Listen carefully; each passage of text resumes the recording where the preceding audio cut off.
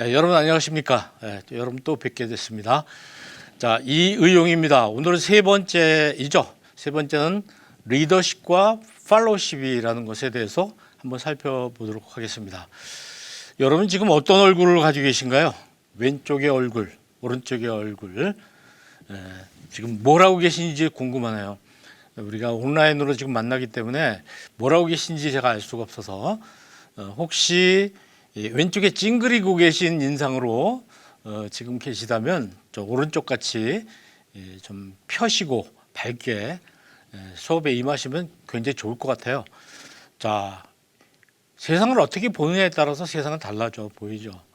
자, 이렇게 달라집니다. 다르게 보면 다르게 보이죠. 좋게, 고맙게, 감사하게 세상을 긍정적으로 보는 그런 것이 우리 삶 속에서 가득 넘치기를 바랍니다. 자, 우리가 공부하고 있는 우리 지금 말이 통하는 리더십은 교회 내 리더들이 잘 갖춰야 될 공동체에 대한 이해 공부했죠. 리더십과 팔로우십 오늘 공부할 거고요. 그리고 이제 앞으로 소통 역량을 공부할 겁니다. 그래서 여러 가지 이렇게 과정을 거쳐서 여러분들 지금 공부를 하고 있는데, 자, 앞으로 남은 것이 자, 오늘 공부할 리더십과 팔로워십하고 그다음에 하나, 둘, 셋, 넷, 다섯 더 남아 있습니다. 오늘은 리더십이 뭐고 팔로워십이 뭔지에 대해서 공부해 보겠습니다. 사실 우리가 교회에서 리더로서 역할을 많이 하시지만 리더십이 뭔가에 대해서는 제대로 공부를 못하고 또 팔로워십이라는 말에 대해서는 여러분이 아마 처음 들어보신 분도 계실 것 같아요. 오늘 그 부분을 좀 공부를 해보겠습니다. 자, 리더십이 뭐냐? 리더십이 뭘까요? 여러분 생각하는 리더십에 대한 그런 생각이 있겠죠. 우리 네이버에서 사용하는 큰 박스, 네모 박스에다가 리더십은 뭐다? 이렇게 여러분 나름대로 한번 정리를 해보실 수 있겠습니다. 이건 굉장히 오래된 일이죠. 김수환 추기경 이분이 돌아가셨을 때 명동의 그 명동통당 주변 저 남대 퇴계로까지 거기로 이 추모객들이 모였는데 40만 명이 모였어요. 근데 그날 날씨가 어땠냐면 영하 9도였어요. 영하 9도인데 그분이 돌아가셨을 때 이렇게 많은 사람들이 여기 줄을 서서 떨면서 추모를 했다. 어떻습니까? 참 보이지 않는 어떤 강력한 뭐를 느끼지 않나요? 뭐 이런 분들 많이 계시죠. 많이 계신데 한 예를 이제 들어본 것입니다. 리더십이라는 게 뭐냐? 리더십이라는 건요. 뭐 문자로 쓰면 이렇게 얘기할 수 있어요. 근데 여러분 대충 아시잖아요. 리더십이 뭔지. 뭐 그런 게 리더십이죠. 우리 엄마의 리더십 가정에서 아빠의 리더십, 또 교회에서 목사님의 리더십, 뭐 등등 그 리더십에 대한 부분은 많이 이해를 하실 겁니다. 뭐 문자적으로 해석 안 해드려도 결국은 조직을 발전시킨다. 우리로 얘기하면 공동체를 더 건강하게 만드는 어떤 그 이끌어가는 힘 그런 걸 얘기해 줄 수가 있어요. 근데 이런 리더십이라는 것은 궁극적으로 조직과 구성원을 살린다. 다시 말하면 공동체를 살리는 게 리더십이죠. 그리고 공동체의 지체들을 살리는 게 리더십이다. 이렇게 말할 수가 있어요. 그러니까 리더가 자기가 살기 위해서 하는 건 리더십이 아닙니다. 공동체의 지체들을 살리고 공동체 전체를 살리는 것이죠. 리더십은 뭐의 총합이냐? 영향력의 총합이라고 말할 수 있어요. 영향력. 여러분은 어떤 영향력을 가지고 계신가요?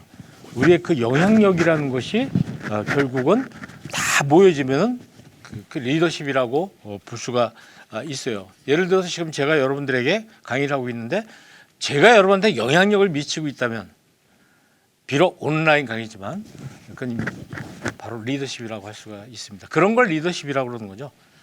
또 같이 버스 타고 가는데 버스 안에서 무슨 일이 생겼을 때 누군가가 그 전체 버스 타고 있는 승객들을 위해서 뭔가 앞장서 줬을 때 나머지 사람들이 저 사람이 하는 것을 어떤 행동이나 언어에 영향을 받았을 때 우리는 그것을 리더십이라고 얘기하는 겁니다. 영향력의 총합, 그러니까 리더십은 영향력이 있을 때 해당되는 것이죠. 우리 국가가 어려움이 처했을 때 대통령이 가지고 있는 힘, 영향력, 대통령이 우리한테 지금 미칠 수 있는 영향력이 굉장히 크잖아요. 또 정당의 대표, 또 국무총리, 국회의장 뭐 이런 사람들이 우리 국민들에게 미칠 수 있는 영향력이 있을 때 우리는 그것을 리더십이라고 이야기하는 하는 겁니다. 근데 영향력이 없는 거예요. 누가 뭐라고 해도 별로 귀담아 듣지 않았을 때 그 사람은 리더십이 없다 얘기하죠. 지난 시간에 잠깐 말씀드렸지만 가짜 뉴스를 계속 남발하는 사람, 그 사람이 무슨 얘기하면 사람들이 믿잖아요. 우리가 앞에서 얘기한 인성, 또 영성, 그다음에 지성, 사회성, 뭐 이런 것이 부족한 사람이 어떤 얘기를 하면 별로 믿지 않잖아요. 그러니까 신뢰가 굉장히 중요하다는 것을 말해주고 있습니다. 그러니까 나도 좀 저렇게 돼야 되겠다 할 때 그 사람부터 영향을 받는 거죠. 우리가 예수님을 믿는 이유가 뭐야? 나도 저 예수님 같이 되고 싶다.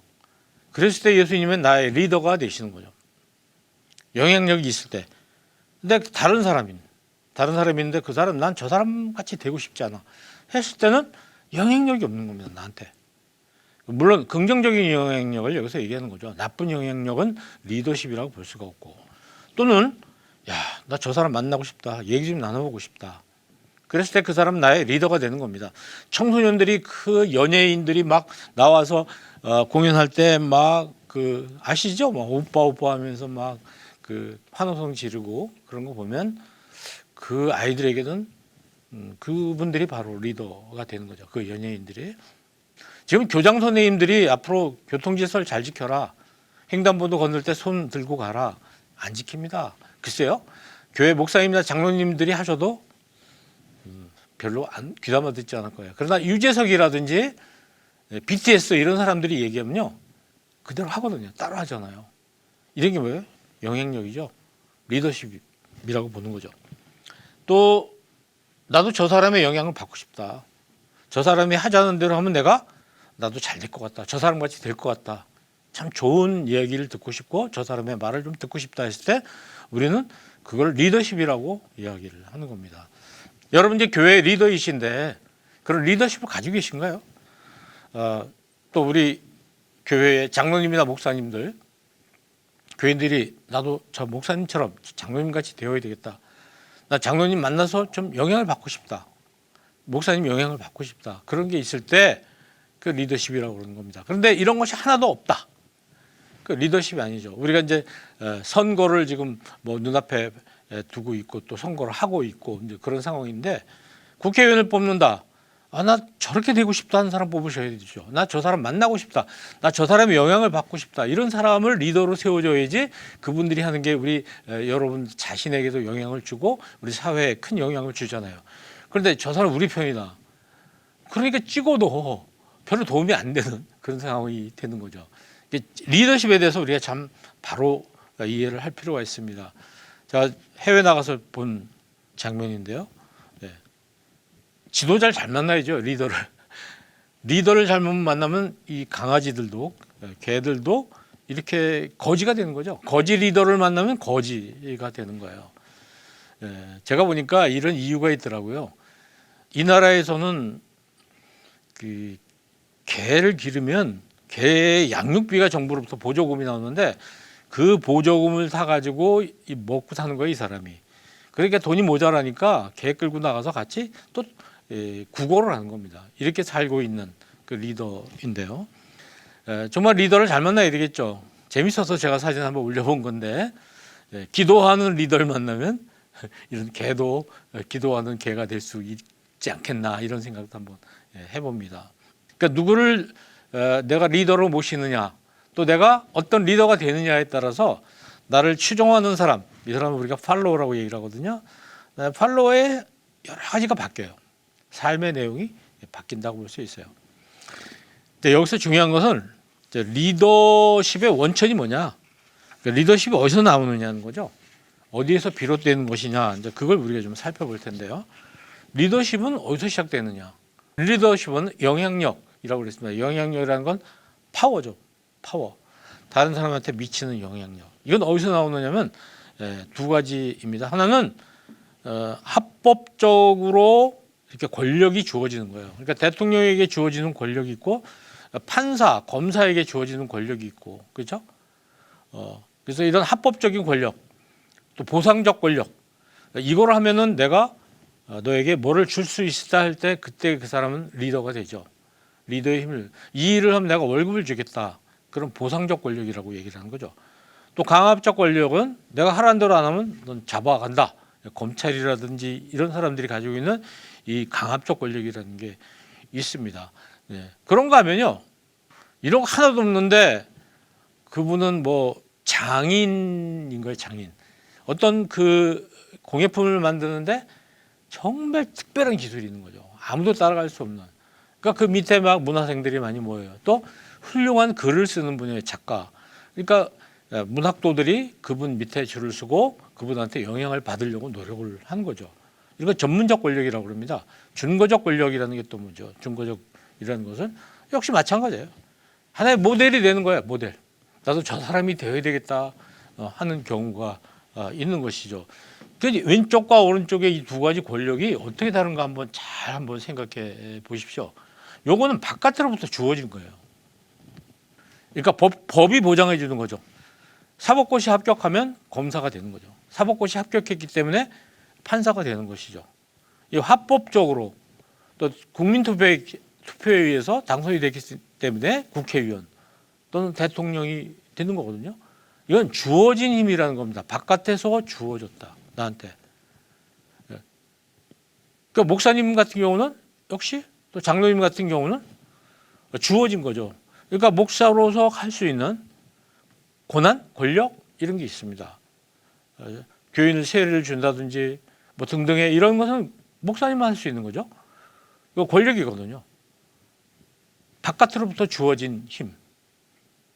그런데 오른쪽인 뭐죠? 주어진 게 아니라 내가 만드는 거예요. 내가 만드는 거예요. 내가 스스로 만든 것이기 때문에 권력이 없어도 똑같은 영향력을 갖게 되는 겁니다.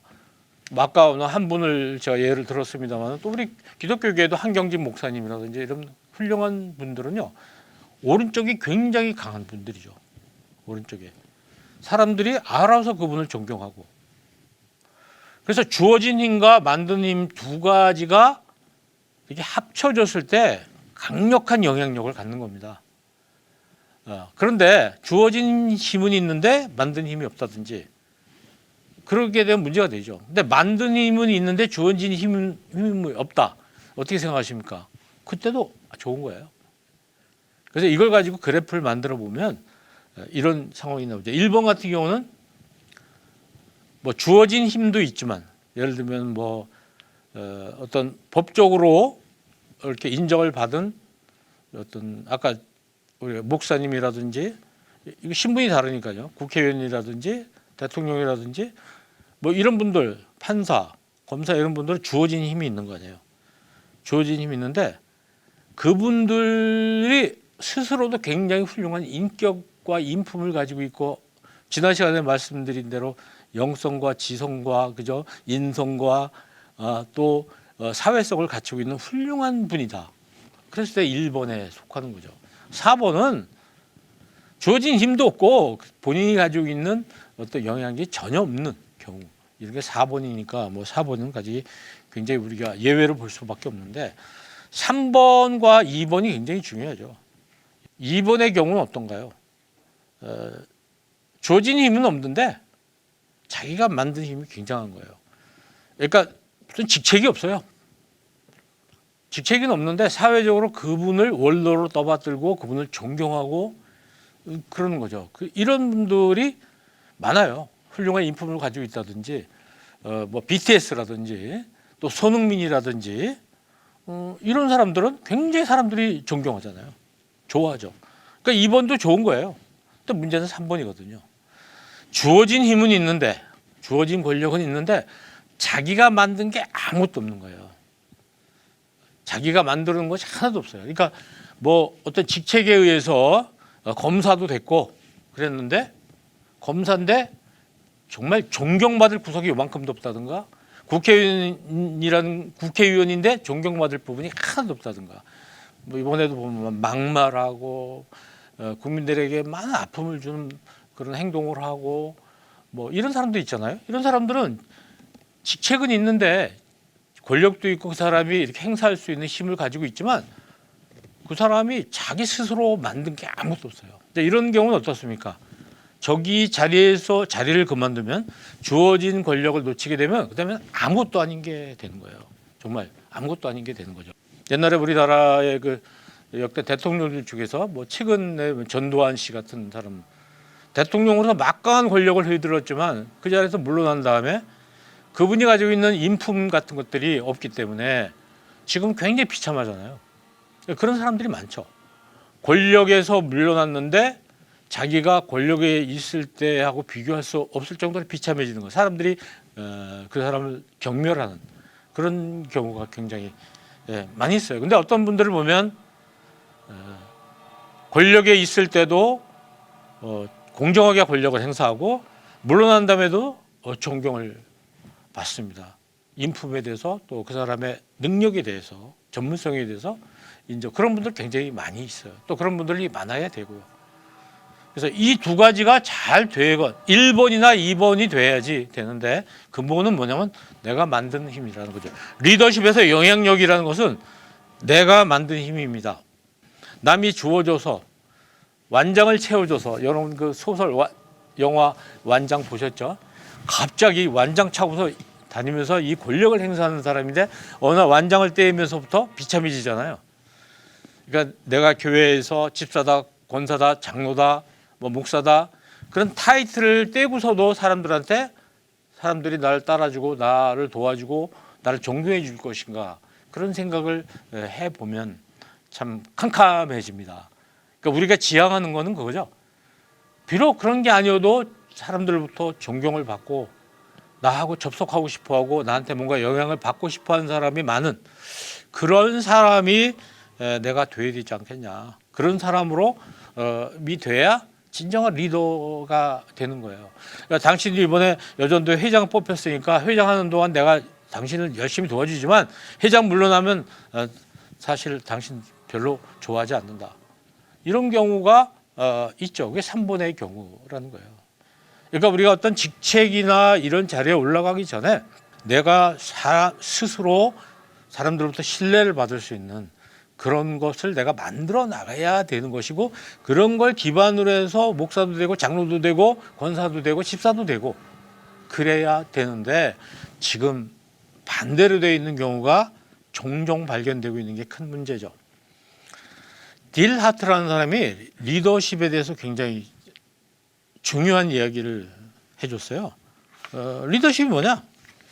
리더십은 이 사람은 한 4가지로 얘기했는데요. 첫째는 여러분들은 그 리더십 하면 뭐 리더가 자기보다 낮은 사람들을 이끌고 가는 거라고 그러잖아요. 근데 자기 윗사람의 마음을 움직이는 게 리더십의 4분의 1이라는 거죠.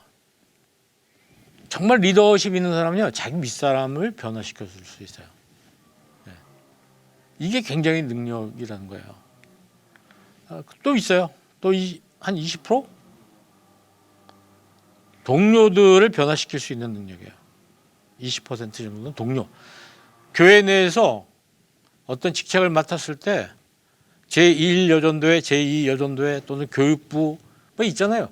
그런 다른 지체를 움직일 수 있는 팀워크를 잇고 다시 말하면 도와주고 도움받을 수 있는 능력이 있는 사람.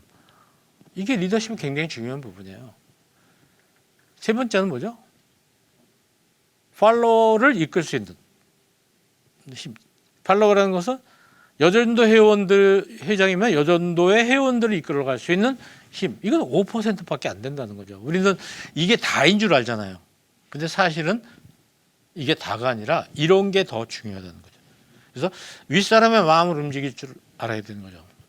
여전도 회장님이면요, 장로님들하고 목사님들의 생각을 바꿀 수 있어야 돼요. 그리고 다른 부서하고 팀워크를 잘 이룰 줄 아는, 이게 리더십의 절반이잖아요. 절반. 그 다음에 나와 함께 일하시는 회원들을 다스리는 거는 5%밖에 안 된다는 거죠. 그럼 나머지는 뭘까요?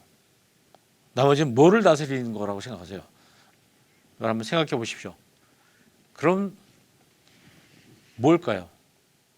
제가 오늘 강의로 올라오면서 커피를 한 잔 이렇게 들고 왔는데 그냥 너무 식으니까 제가 한번 마시겠습니다. 그 사이에 여러분들 그럼 또 하나는 뭘까 한번 생각해 보시죠. 여러분도 커피를 가지고 계시면 한 잔 마시면서 공부하시면 좋겠죠? 그건 바로 우리 자신, 자기 자신을 다스리는 걸 의미합니다. 그래서 우리는 이걸 셀프 리더십이라고 이야기를 해요. 내가 나를 다스리는 게 전체 리더십의 절반이에요. 그러니까 자기가 자기 관리를 철저히 해야지. 아까 말씀드린 게 뭐죠? 주어진 권력이 아니라 내가 만드는 권력. 내가 나를 잘 관리함으로써 사람들이 나를 존중하고 나를 배우려고 하고 나한테 접속하고 싶어하고 나한테 영향력을 받고 싶어 할 거 아닙니까? 이 파란 녹색 부분이죠. 이 녹색 부분이 리더십에서 굉장히 중요한 부분이라는 겁니다. 내가 여전도 회장이니까 어떻게 우리 회원들을 잘 이끌어갈까? 그걸 리더십이라고 생각하면 잘못인 거예요. 첫째는 자기 자신을 잘 다스려야 되는 거죠. 그럼 사람들이 존경하게 되고 리더십을 갖고 싶어, 저 사람의 영향력을 받고 싶어서 그 사람을 리더로 모시고 싶어하는 마음이 생기잖아요.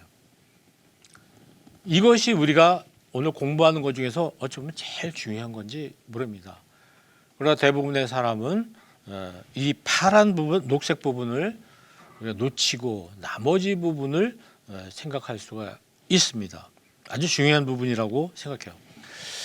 자, 이게 디라트가 얘기한 이런 것들, 그래서 이 왼쪽 부분, 정말 우리가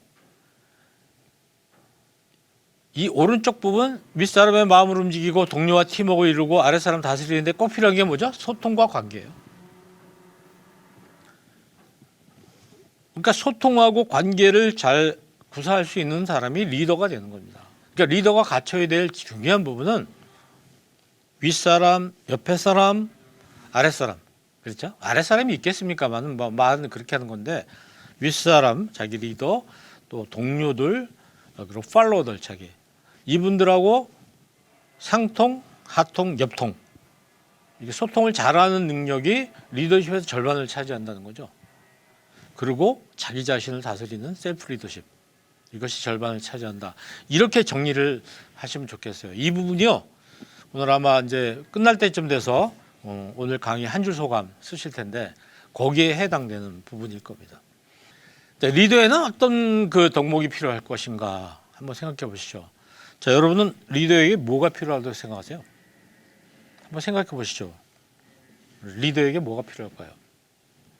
제가 이제 예를 한번 들어서 여러분께 보여드리겠습니다. 일관성이라는 게 굉장히 필요하고요. 그러니까 뭐 왔다 갔다 하면 안 되는 거죠. 업무 장악, 또 비전, 경청, 정보 공유, 조정 합의 능력, 또 권한을 맡기는 거예요. 자기가 다 하지 않고 함께 일하시는 분에게 많은 권한을 또 이렇게 맡기는 거. 그다음에 관심, 사랑, 공의, 전문성, 공감, 균형적 사고, 안목, 또 포용력. 나하고 생각이 다르더라도 끌어안는 능력. 이해, 섬김, 판단력, 책임감, 종합 분석력, 솔선수범, 신뢰, 진정성, 문제의식, 변화주도. 이런 것들이 리더십이 굉장히 중요한 요소예요. 그럼 여러분들은 이 가운데서 어떤 게 제일 중요하다고 생각하시나요? 여러분이 생각하실 때 내가 여전도회 또는 교회뿐만 아니라 사회생활을 하면서 이런 게 굉장히 중요하다. 리더십의 가장 중요한 덕목이 무엇인가?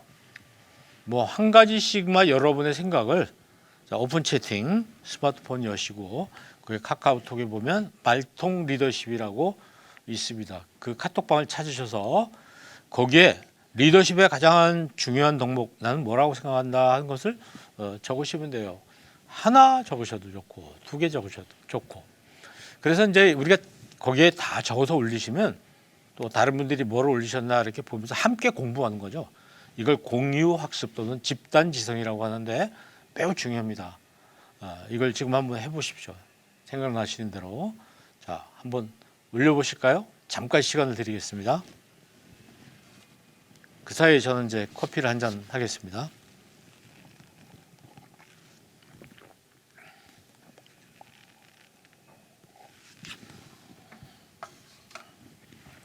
이제 다 적으셨으면 우리가 또 서로 다른 분이 뭐 어떤 것을 올리셨는지 이렇게 살펴보면 되고요. 또 이 강의가 끝난 다음에 자세히 살펴보셔도 좋고요. 계속해서 이제 고단 부분으로 넘어가겠습니다.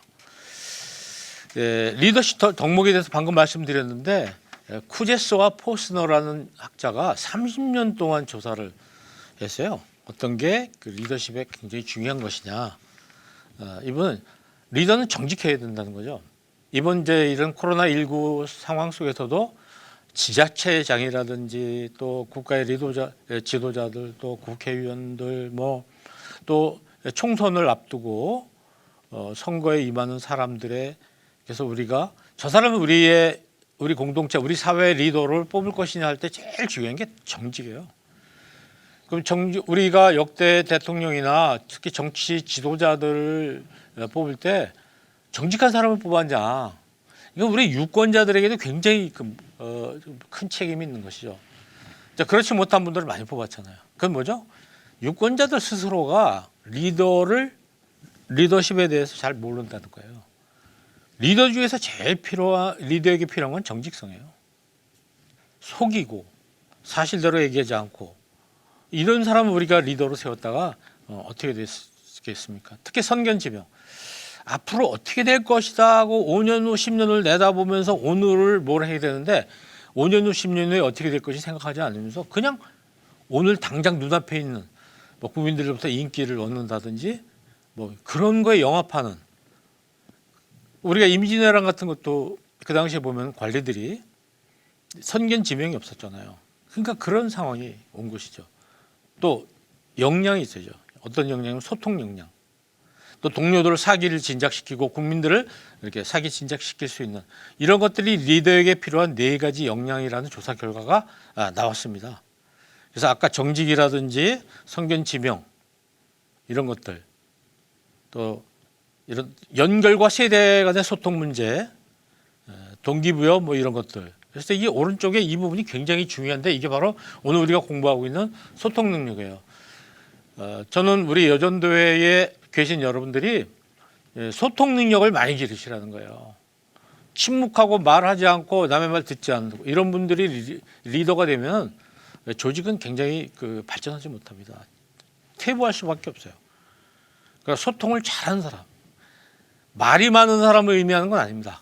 소통을 잘하는 사람, 이런 사람이 리더가 돼야 되겠다는 말씀드려요. 여러분 명랑대첩에서 12척으로 330척의 일본 외함을 격퇴한 충무공처럼 우리가 열심히 싸웁시다 이런 이야기를 많이 하잖아요. 그런데 이건 굉장히 잘못된 거예요. 왜죠? 지도자라면은 12척 가지고 330척하고 싸울 수 있는 환경을 만들면 안 되는 거예요. 이런 일이 오지 않도록 사전에 벌써 이런 상황이 오지 않도록 했어야 되는 것이죠. 그러니까 소 잃고 외양간 고치는 사람이 있고 미리 외양간 고쳐놓고서 소를 보호하는 사람이 있잖아요. 그럼 먼저 우리가 전문 용어로는 리액티브라고 그래요. 리액티브라는 건 뭐냐면 소 잃고 나서야 외양간을 고치는 거야. 꼭 무슨 소용이 있겠습니까? 프로액티브라는 것은 미리 알고 예방하고 사고가 나지 않도록 하는 것이 프로액티브죠. 그러니까 프로액티브 같은 것이 있는 사람이 지도자가 돼야지 그 조직을 안전하게 잘 이끌어갈 수가 있어요.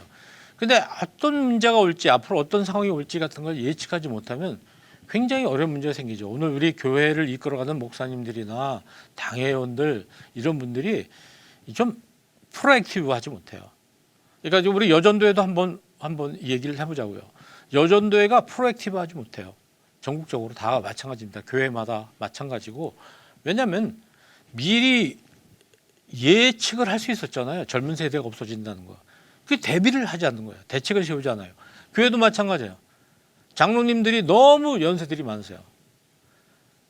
연세 많으신 분들이 장로님이시기 때문에 젊은 세대가 교회 오지 않잖아요. 교회 결정되는 것들에 대해서 의사결정 과정에 들어가지도 못하지 또 이분들이 내세우고 있는 교회 비전이 없지.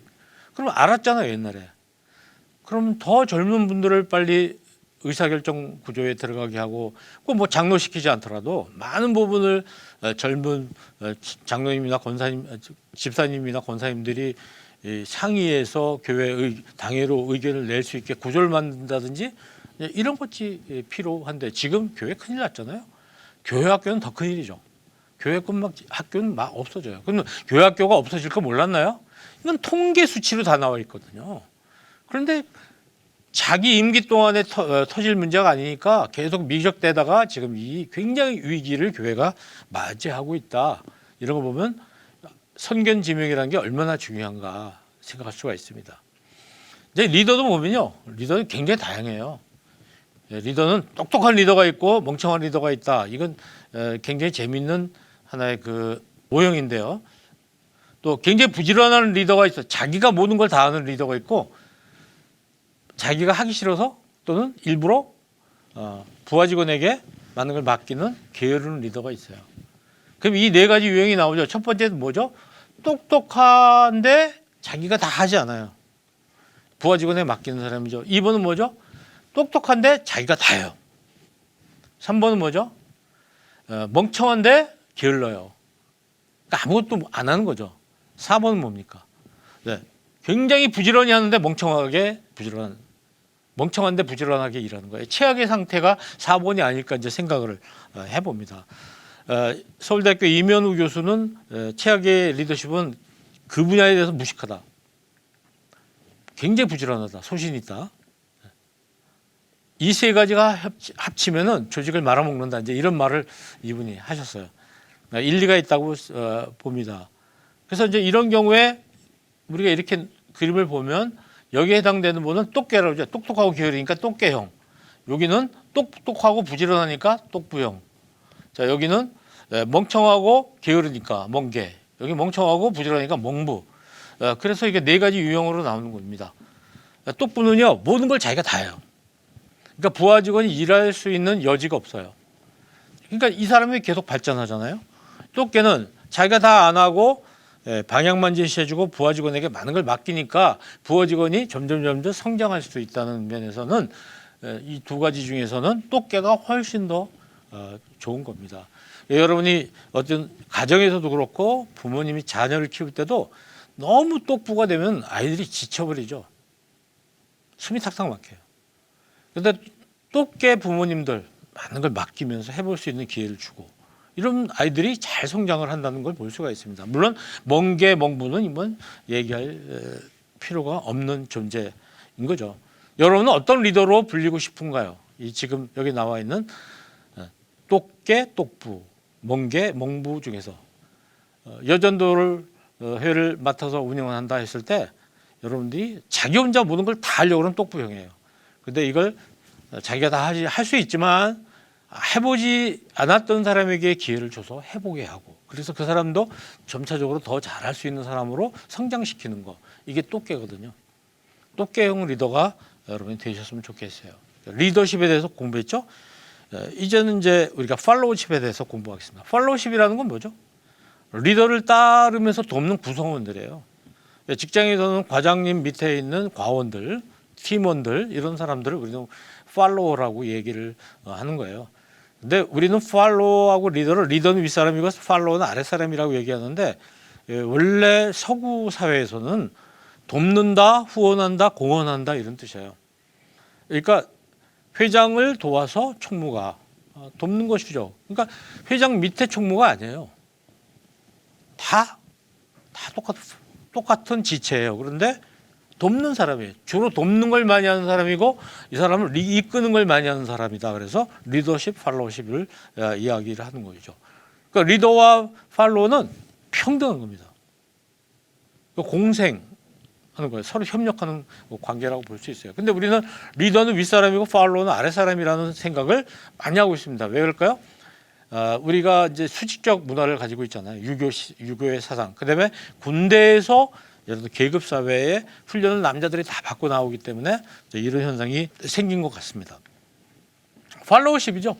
팔로우십은 자발적으로 의욕을 갖고 리더를 따르는 행동 능력이다. 그러니까 좋은 팔로워라는 건 뭐냐면 의욕을 가지고 자발적으로 돕는 사람이에요. 예를 들어서 어느 목사님이 어떤 개척교회를 돕는 일을 한다고 했을 때 그걸 돕기 위해서 같이 나서서 그 일을 해주는 거예요.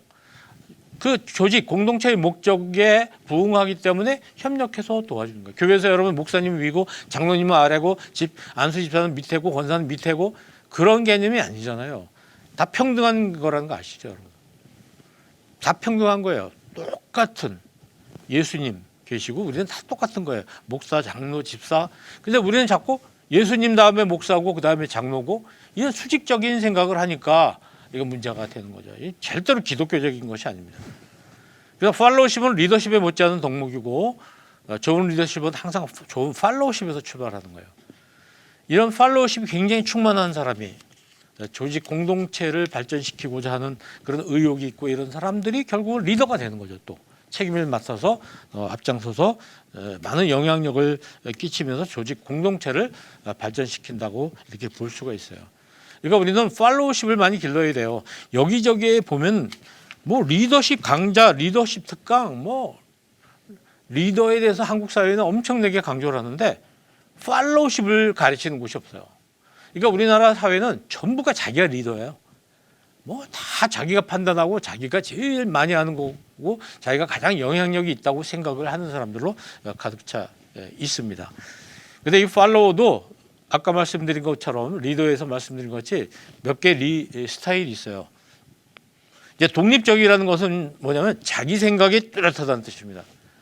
의존적이라는 것은 남이 하는 대로 그냥 따라가는 스타일이죠. 어떤 사람은 난 아무것도 몰라요. 그냥 시키는 대로 할게요. 이런 사람들이 여기에 해당되는 분이고요. 자기 생각이 명확한 사람들이 독립적이라고 볼 수 있어요. 그리고 굉장히 적극적이고요. 여기는 소극적이다. 그럼 이제 일본 같은 경우는 뭔가요? 자기 생각이 명확하고 자기 소신이 있는데 비해서 열심이 없어요. 2번은 뭐죠? 자기 소신이 있는데 일단 소신에 맞으면 정말 열심히 따라주고 협조해 주는 사람이죠. 3번은 소신도 없고 하지도 않아요. 이런 게 3번이고 4번인 경우에는 굉장히 열심히 하긴 하는데 자기 생각이 없어요. 예. 우리 교회에 굉장히 교회 일 열심히 하는데 아무 생각 없이 시키는 대로 열심히 하는 사람도 있거든요. 사실 굉장히 위험한 것이거든요. 예. 굉장히 위험할 수가 있어요. 그래서 이런 분들을 가지고 이렇게 나눠보면 굉장히 재밌어요. 이걸 소금형이라고 그럽니다. 소금. 자기의 독립적인 생각을 가지고 있고 앞서서 말씀드렸던 비판적 사고를 가지고 있어요. 재직회 때 손들고 질문 많이 하고 이런 분들이 여기에 해당되는데 우리는 질문하고 이러면 굉장히 교인들이 손가락질하고 목사님도 싫어하고 그렇죠. 근데 사실은 이게 굉장히 좋은 거예요. 그리고 굉장히 능동적으로 열심히 적극적으로 일하시죠. 이런 분들이. 그렇다면 이런 부분은 솔트형이고 소금형이에요. 굉장히 필요한 사람들이죠. 교회를 바꿔줄 수 있고 교회를 발전시킬 수 있는 핵심적인 분들이라고 볼 수가 있어요. 여기는 나토형이죠. 나토형이라는 거는 no action talking only. 그러니까 전혀 행동은 하잖아요. 자기 생각이 뚜렷합니다. 자기 생각이 뚜렷해서 행동하지 않아요. 행동하지 않으면서 자기 의견만 많이 제시를 해주는 사람이죠. 그러니까 교회에서 일도 안 하면서 말만 많은 사람이 나토형이라고 볼 수가 있어요. 사축형이라는 것은 뭐 회사로 얘기하면은 월급이나 축내는 사람인데 일도 안 하지. 뭐 시키는 대로 그죠? 자기 생각도 없지, 비판 정신도 없지 이런 사람이죠. 여기에 해당되는 사람은 뭐죠? 로봇이에요, 로봇. 시키는 대로 하는 겁니다. 시키는 대로. 우리 한국 교회에 이 로봇이 굉장히 많아요. 맹종이 신앙인 것처럼 생각하고 그러다 보니까 잘못된데도 맹종하는 거예요. 신천지 같은데 이 맹종이 굉장히 많은 거죠. 시킨 대로 안 하면, 시킨 대로 안 하면 자기에게 굉장히 해로운 일이 생기니까 시키는 대로 할 수밖에 없는 그런 위협적인 분위기도 문제가 있지만 어쨌든 이분들이 사이에 이것도 아니고 저것도 아니고 눈치만 보는 사람을 우리는 좀비형이라고 이렇게 얘기를 해볼 수가 있습니다. 이게 뭐 꼭 교회는 아닌데 조직 회사라든지 이런 조직을 놓고 봤을 때 이런 5가지 유형으로 나눠줘요. 그러면 어떤 사람이 제일 많을까요, 여러분? 여기 이 중에서 제일 많은. 여러분 교회를 한번 살펴보세요. 솔트형이 많습니까? 나토형이 많습니까? 사축형이 많습니까? 로봇형이 많습니까? 어디가 제일 많은가요? 대개 직장 같은데 기업을 놓고 보면요. 여기는 3%밖에 안 돼요. 100명이면 3명 정도입니다. 교인이 500명이면 그죠? 4%니까 15명 정도밖에 막 굉장히 비판적이면서 독립적인 생각을 가지고 교회 일을 열렬히 열심히 하는 사람은 3%밖에 안 된다는 얘기예요. 자, 여기는 놀고 먹는 사람이 5사람 중에 1명이죠. 말만 많아요. 계속 문제 일으키고 교회에다가 이 얘기 저기 말 전하고 가짜뉴스 퍼뜨리고 교회 발전되지 않는 말만 앞서는 사람들, 이런 사람들이 15에서 25%다 이렇게 볼 수 있죠.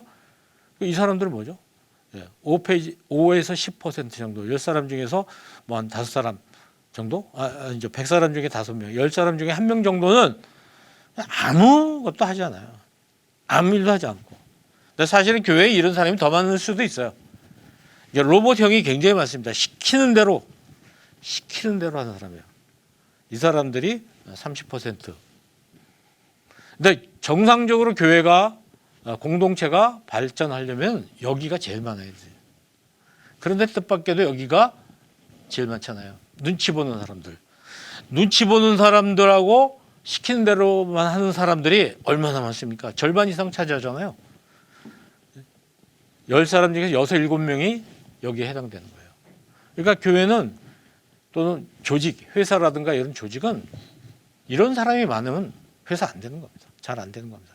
언뜻 보아는 시키는 대로 잘하면 잘 될 것 같지만 굉장히 무비판적인 사람들이기 때문에 잘못된 길로 교회가 갈 수가 있어요. 사실 이런 사람이 있어야 교회가 방향을 다시 잡을 수 있고 바른 방향으로 쓴소리를 할 수 있고, 이런 사람들 포용해주는 포용력이 있어야 된다. 아까 리더십 덕목 중에서 포용력 얘기가 나왔는데 그건 바로 저런 쓴소리를 받아들일 수 있는 그 포용력을 이야기하는 거죠. 바로 여러분의 교회를 한번 놓고 한번 생각해 보세요. 그런 지도자가 포용력이 있는가. 이 목사님들이 이러한 리더십에 대한 것을, 그릇이 되는 목사님이 있는 교회들은 교회가 평안한데, 그릇이 되지 않았을 때 이 포용력이 받아들이지 못할 때 교회가 상당히 어려운 문제가 생기죠. 국가도 마찬가지예요. 국가도 똑같은 것이죠. 어디나 마찬가지다, 이런 생각을 해볼 수가 있습니다. 결국 조직이라는 것은 리더와 그 리더를 열심히 돕는 팔로워들이 같이 협력해서 공동체를 이루어 나가는 그런 것을 얘기해 주고 있어요. 그래서 좋은 리더십에는 좋은 그 팔로워십이 있다는 거죠. 좋은 리더하고 좋은 팔로워가 만났을 때 그 공동체가 발전하는 것입니다. 근데 훌륭한 리더가 훌륭한 팔로워를 만드는 거죠. 아까 보면 많은 걸 위임해 주고 기회를 주고 길러내는 겁니다. 또 훌륭한 팔로워가 훌륭한 리더를 만들어내는 거예요. 잘 뒷받침해 줌으로써 그 리더가 리더십을 발휘할 수 있도록 도와주는 이런 사람. 그래서 절대 혼자 하는 게 아니죠. 이분들이 서로 만났을 때 행복한 거예요. 이상적인 리더와 팔로워, 그런 팀을 여러분 한번 생각해 보시면 우리 역사에서도 찾아볼 수가 있어요. 그러니까 최고의 리더와 최고의 팔로워가 만났을 때 어떤 사람이 있습니까? 굉장한 성과가 나죠. 그런가 하면 최고의 리더인데 팔로워가 뒷받침 안 해줘요. 계속 반대하고 뒤에서 딴짓하고, 그래서 협력이 되지 않아요. 여전도 회장 뽑아놨는데 나머지 사람들이 협조를 안 해주는 거죠. 팔로워가 나쁘니까 부회장은 아예 나오지를 않는다든지. 그러면 그냥 이 좋은 리더인데도 불구하고 조직이 발전하지 못하는 거예요. 근데 나쁜 리더인데 그 나쁜 리더를 잘 돕는 팔로워가 있을 수 있죠. 그럼 어떻게 되나요? 다 망하는 거죠. 뭐. 나쁜 리더인데 비판하고 바로잡아야지, 나쁜 리더가 나쁜 방향으로 가는데 왜 가만히 있습니까? 지금 우리 한국교회에 보면 뭐 어떻게 생각하실지 모르겠지만 잘못된 방향으로 가고 있는 교회들이 있습니다. 목사님들 중에서도 잘못된 방향으로 가고 있는 그런 교회에 좋은 장로님이나 교우들이 계시다면 그분들은 바로 잡아주셔야 돼요. 그래야지 그분이 살아요. 그런데 무조건 순종하겠습니다 했을 때 엉망이 되는 거죠. 지금 교회가. 여러분, 큰 교회가 항상 좋고 작은 교회가 항상 좋고 그런 건 아닙니다. 교회 크기와 관계없이 하나님 보시기에 훌륭한 교회가 있고 문제가 있는 교회가 있는 거죠. 그런 문제가 있는 교회는 의사소통이 안 되는 구조를 가지고 있어요. 그래서 지적을 안 해주는 겁니다. 아무도. 그래서 계속 엉뚱한 길로 가고 있잖아요.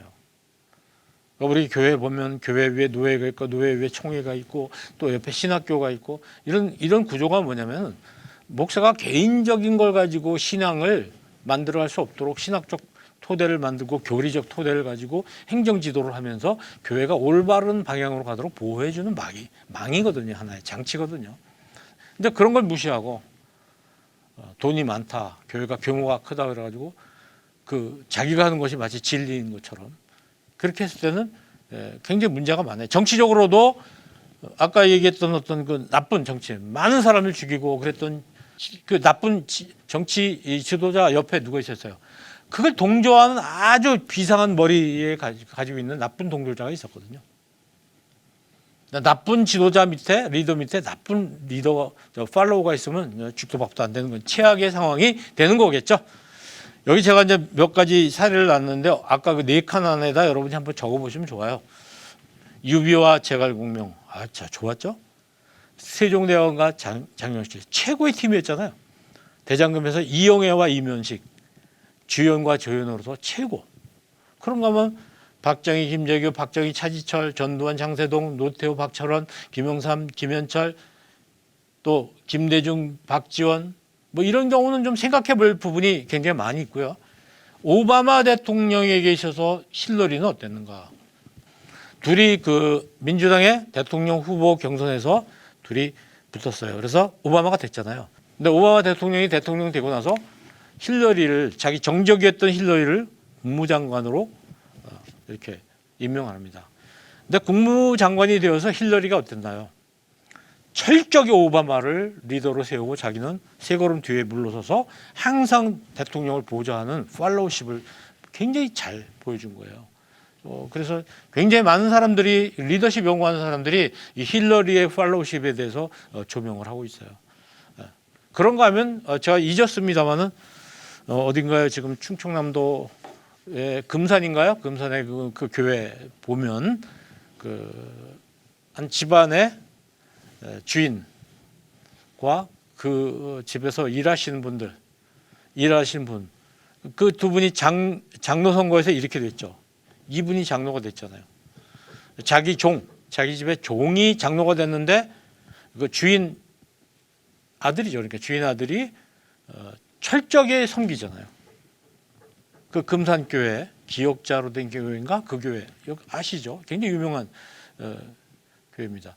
그러니까 철저하게 팔로우십을 해주고 나중에는 이분이 또 장로가 됩니다. 장로가 됐다가 자기의 집의 종이었던 이분을 신학 공부를 시켜가지고 목사님으로 다시 모셔오죠. 그런 아름다운 광경. 이게 바로 아까 말씀드린 대로 셀프 리더십이자 아주 훌륭한 리더십이라고 볼 수가 있습니다. 봉준호와 송광호도 절묘한 팀워크를 가지고 있습니다. 저는 이제 그 김사부라는 드라마가 있었죠. 그거 열심히 봤거든요. 거기 보면 뭐 수쌤이라는 수간호사하고 뭐 등당 여러 사람이 있는데 이들은 그 김사부라는 의사에게 굉장히 필요한 그 팔로우들이에요. 그분들의 뒷받침이 있기 때문에 김사부가 일을 할 수 있었다. 이런 걸 우리 실제 상황으로 우리가 볼 수가 있습니다. 여러분은 어떤 팔로워로 불리고 싶으세요? 교회에서 내가 꼭 리더가 되고 부장이 되고 회장이 되어야 되는 게 아니라 내가 훌륭한 팔로워가 돼서 그런 사람들, 그런 리더를 뒷받침해 줌으로써 아까 말씀드린 교회 공동체를 더 건강하게 이뤄나가는데 조력하는 것, 협력하는 것, 그게 아름다운 팔로우십이라고 볼 수가 있습니다. 오늘은 리더십과 팔로우십에 대해서 공부했습니다. 여러분 한 줄 소감을 한번 적어보시죠. 카카오톡 말통 리더십에 뭐 강의가 끝나고도 좋습니다. 그래서 내가 생각했던 리더십이라는 게 이런 거였구나. 근데 리더십만큼 똑같이 중요한 게 팔로우십이었구나. 그러니까 내가 회장 안 하고 부회장 하는 것도 굉장히 중요한 일이구나. 결국에 회장이든 부회장이든 부장이든 회원이든 간에 우리가 큰 목적이 뭐죠? 공동의 목적, 개인의 목적이 아니라 교회의 건강한 교회를 공동체를 만들어 나가는데 기여하는 한 구성원이구나. 이런 생각을 하시면 우리는 훨씬 더 보람 있고 교회를 기쁘게 하실 수 있으리라고 생각합니다. 오늘 강의 한 줄 소감을 꼭 적어 올려주시고 또 다른 사람이 적어 올리신 거 가지고 서로 공유하면서 함께 보면 좋을 것 같습니다. 항상 기뻐하십시오. 쉬지 말고 기도하시고 범사에 감사하십시오. 아울러 상황이 이렇지만 항상 소통하시고 쉬지 말고 소통하시고 범사에 소통해야 합니다. 이게 우리 하나님께서 우리를 창조하실 때 혼자 살도록 그렇게 창조하지 않으셨다는 그런 의미를 생각하면서 우리가 오늘 공부한 리더십과 팔로우십에 대해서 다시 한번 생각해 보시면 좋겠습니다. 대단히 고맙습니다. 다음 시간에 뵙겠습니다.